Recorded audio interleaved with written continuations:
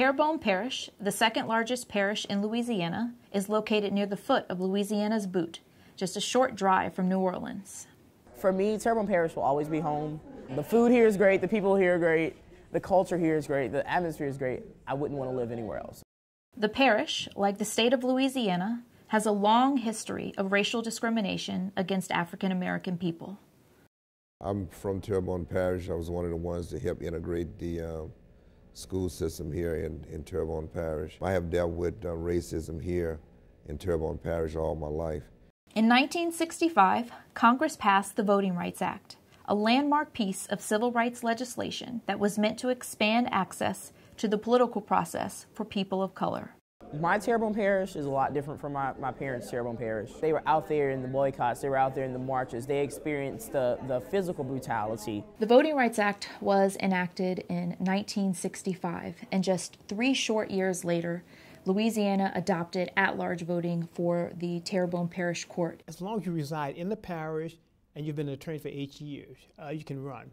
So theoretically, you could have 5 people who live virtually next door to each other, occupying all 5 seats. In Terrebonne Parish, white voters are 80% of the voting population and vote as a racial bloc, and often not for the candidate preferred by the black community, regardless of party affiliation. This pattern of racially polarized voting prevents black voters from being able to elect their preferred candidates of choice.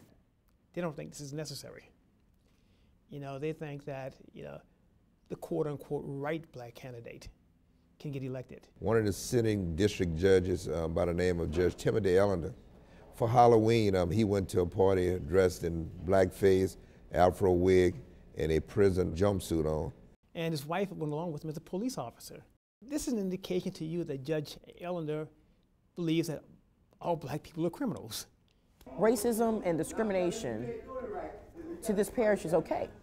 And it showed me that in our judicial system, people still find it okay. A complaint was filed by the local NAACP, and he was suspended.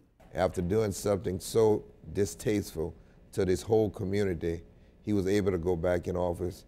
To still go back and elect that man, that's an indication as to the unwillingness of Caucasian voters in Houma, Terrebonne Parish, to vote for an African-American candidate for judge.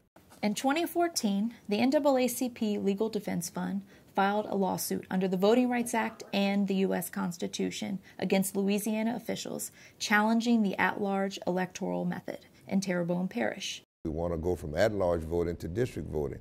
And the reason why we want to go to district voting is because at-large voting dilutes the minority vote. The lawyer system that we have here in Terrebonne violates Section 2 of the Voters' Rights Act. Section 2 is designed to prevent any sort of voting qualification or practice or procedure standard, which is designed to or has the effect of abridging or denying African Americans the right to vote. Your vote isn't meaningful if every time you go to the poll, the candidate whom you prefer, even before election day, has no chance of winning. The reason why we filed a lawsuit is to get district voting to where we would set up 5 different districts, with one of the districts being an opportunity district. Create a district which is geographically compact, politically cohesive, and which has a black majority voting age population. And that way, and only that way, do we think that you can get a situation where African Americans will have an opportunity to elect a candidate of their choice. History has shown that the only means by which black voters can elect their preferred candidates of choice in Louisiana